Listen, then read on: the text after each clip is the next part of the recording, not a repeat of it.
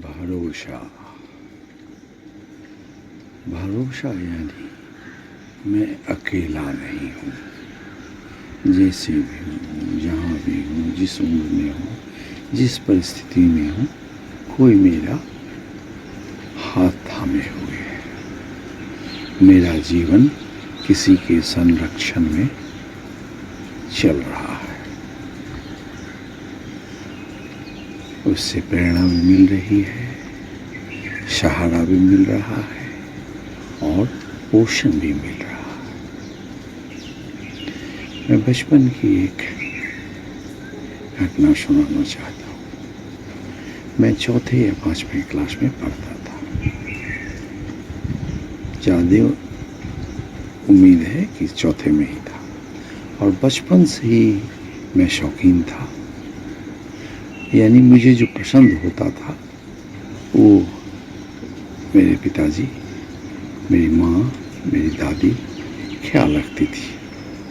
घर में और भी बच्चे थे लेकिन मेरा ख्याल मेरी दादी, मेरी माँ और मेरे पिताजी जरूर रखते थे। जबकि मैं बहुत चंचल स्वभाव का था, अपने ढंग का था, बहुत प्यार मिलता था। और इतना ही नहीं, घर के बाहर भी, घर के भीतर जो काम करने वाली होती थी, घर के बाहर अनेक लोग होते थे काम करने वाले, सब जिसे नौकर चाकरी कहें, स्टाफ कहें, सब हंसते थे, सब उम्र के होते थे। उनसे मेरा बहुत प्यारा संबंध। मैं उनको देखकर जब मिलता था सुबह उठ के खुश हो जाता था, बहुत खुश। वो लोग भी पूरा हंसते हुए मेरा स्वागत करते थे, मुझसे बात करते थे। मुझे बहुत अच्छा लगता था। बहुत बड़ा दरवाज़ा था जहाँ मेरे आवास है, वो बहुत बड़ा एरिया है। मज़ा आया था। इसी में एक हमारे गांव में एक दर्जी का पदार्पण हुआ। वो पड़ोस के ही प्यारे थे, पूरे परिवार के भी बहुत परिचित थे। उनके पिता और बगल में वो मेरे एक चाचा ने जगह दिया। वो दिन में उनके यहाँ बैठते थे और गांव में जो लोग देते थे, किसी ने अपने कपड़े वो सीते थे, नए पुराने, और उनसे जो अर्जन होता था वो पैसा भी मिलता था, लोग देते थे। उनका नाम था श्याम दर्जी, श्याम। और उनको बातचीत में बड़ा मज़ा आता था। हम लोग भी चले जाते थे उनके पास। वो कपड़े भी सिलते थे और हम लोग से बात भी करते थे। बड़े हंसमुख थे। हम लोगों का खाली समय पढ़ाई लिखाई जो तय नियम था घर पे अनुशासन का, उसके अलावा जो मिलता था समय, खाली समय में उनके पास जाके समय बहुत प्रेम से बिताते थे। तो उनसे ही नई नई चीज़ सीखते थे। ऐसा कपड़ा, वैसा कपड़ा, आपको ये पर सिलाना चाहिए, वो भाई। तो मुझे, हम लोग साल में एक बार जूता मिलता था और घर में खड़ाऊ पहनते थे। जब भी बाहर से खेल के आए, पैर धो के, खड़ाऊ धो के पहन के ही घर में रहना होता था। सुबह शाम अपने दरवाजे पर जो गुरुजी रहते थे, मास्टर साहब हम लोग कहते थे। हम लोग मिथिला के, तो हर एक ध्वनि में मिथिला के कोमलता का नोक कोई है ही नहीं, इसमें कोई दीर्घिकार है ही नहीं, कहीं जोड़ है नहीं बात। तो उनको मास्टर साहिब कहते थे। उनके पास सुबह शाम स्वच्छ होके बहुत ही आदर भाव से, भक्ति भाव में बैठना होता था। प्रार्थना होती थी सुबह शाम, सब भाई मिलकर करते थे। बगल के भी बच्चों को भी बुलाया जाता था, जिनको पढ़ना होता था पिताजी स्वागत करते थे, बुलवाते थे, आओ पढ़ो। सब मिलके हम लोग प्रार्थना करते थे, फिर अपने अपने कोर्स पढ़ते थे। और भी ज़रूरत होती तो अब मास्टर साहब से सहायता लेते थे। उनकी प्रेरणा, उनका गाइडेंस मिलते रहता था। ये तय था। फिर स्कूल जाना, समय पर स्कूल जाना, भोजन करके जाना, स्नान करके जाना, शाम में भी इसी तरह सब तय था। इसमें आप इधर उधर नहीं कर सकते हैं। इसकी काफ़ी अनुशासित जीवन हम लोगों का था। सब लोग बच्चे बचपन से ही प्राइमरी स्कूल से ही पालन करते थे। तो श्याम दर्जी ने मुझे एक बार खास तरह के ड्रेस, जिसको भी सफारी कहते हैं, एक रंग का नीचे ऊपर, हम लोग हाफ पैंट पहनते थे, हाफ पैंट हाफ शर्ट, यही समझिए, भीतर गंजी।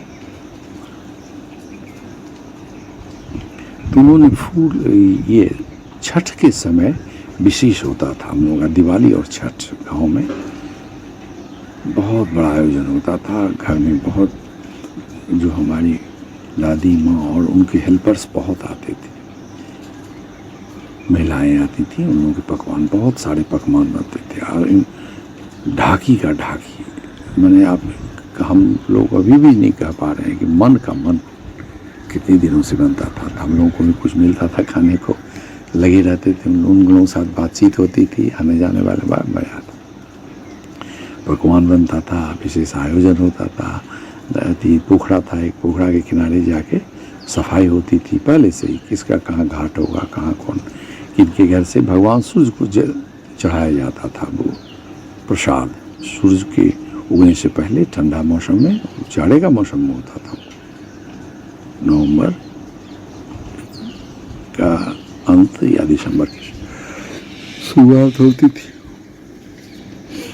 कार्तिक महीने में होता था, ठंड शुरू हो जाती थी पहले। तो उस समय जूता मिलता था, गर्म कपड़ा मिलता था, तो उसकी तैयारी होने लगी। पिताजी से सीधे संवाद नहीं होता था, हिम्मत नहीं थी कहने की, तो माँ से कहता था, माँ समझाती थी क्या होगा क्या नहीं होगा, खूब हम लोग विचार करते, दर्जी की भी बात हम लोग करते थे। माँ हमको सारा हमारे साथ समय देती थी, उनसे नहीं सुलझता था मेरी बात, मैं नहीं मानता, मेरी तो दादी तक पहुँचती, दादी इंटरेस्ट लेती थी दादी सुलझाती थी, और बैठ के हम लोग माँ दादी और करते थे, फिर भी नहीं सुलझी बात। जो मैं कपड़ा जो चाहता था, ये लोग नहीं एग्री हो, शायद उसमें पता नहीं क्यों।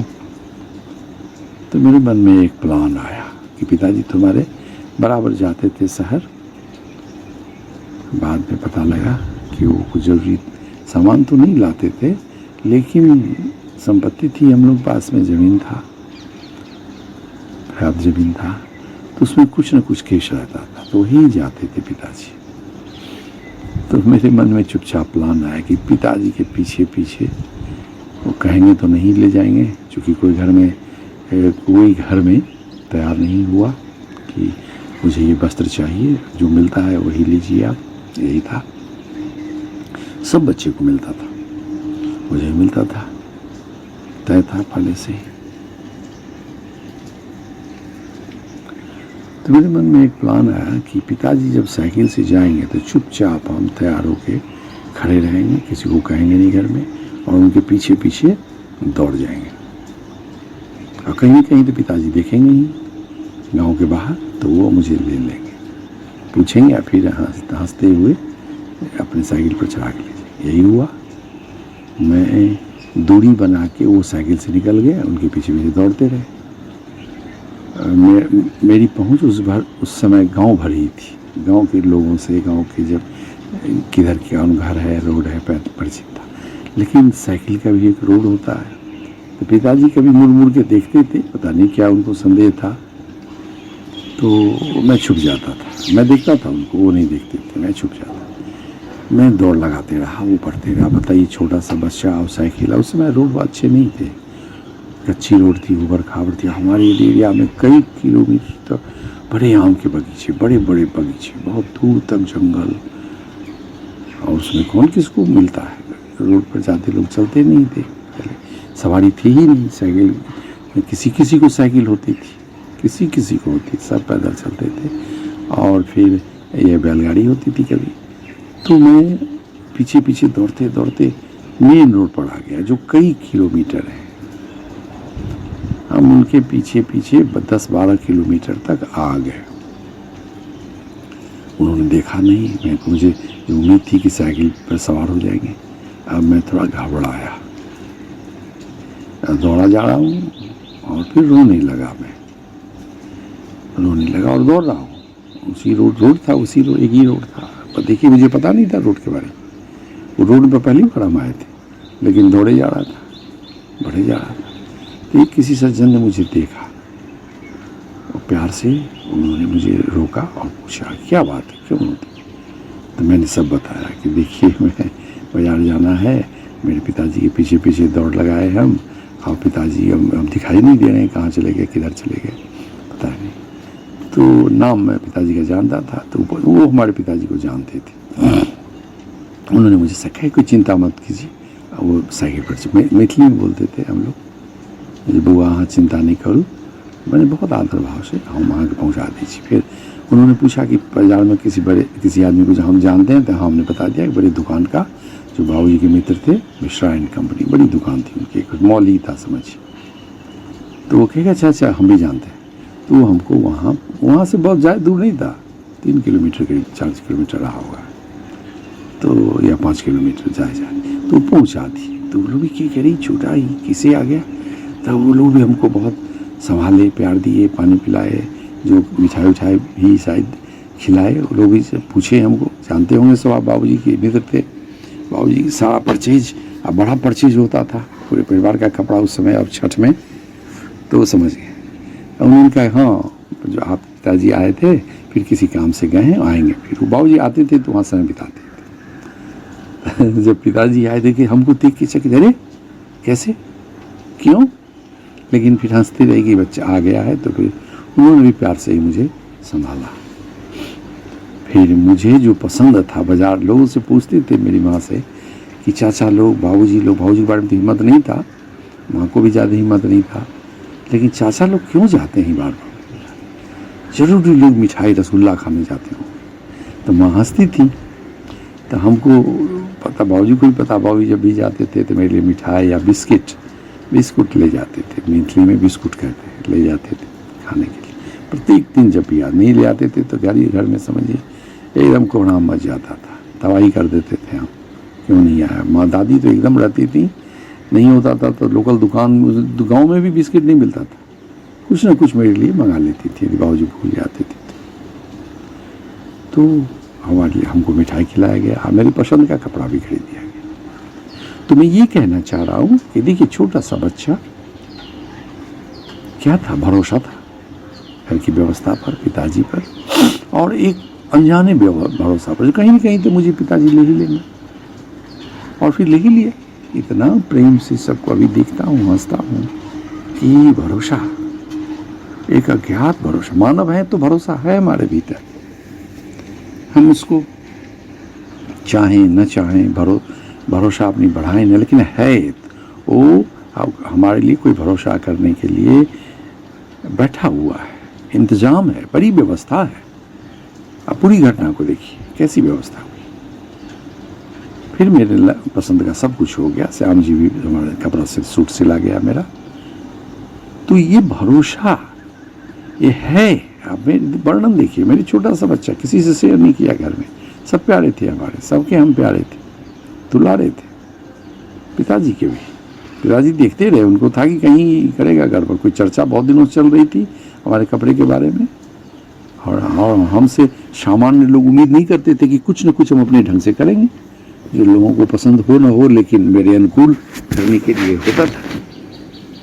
तो लेकिन ये जो रहस्यमय भरोसा जो प्रकट हो ही गया, मुझे खुश कर दिया गया, मैं जो चाहता था, तो पूरे जीवन में आप देखें, आप जब माँ के गर्भ में कैसे, मैं डॉक्टर भी हूँ इसलिए जानता हूँ, विषम परिस्थितियों से गुजरती हुई माँ का स्वास्थ्य सही सलामत रहता है।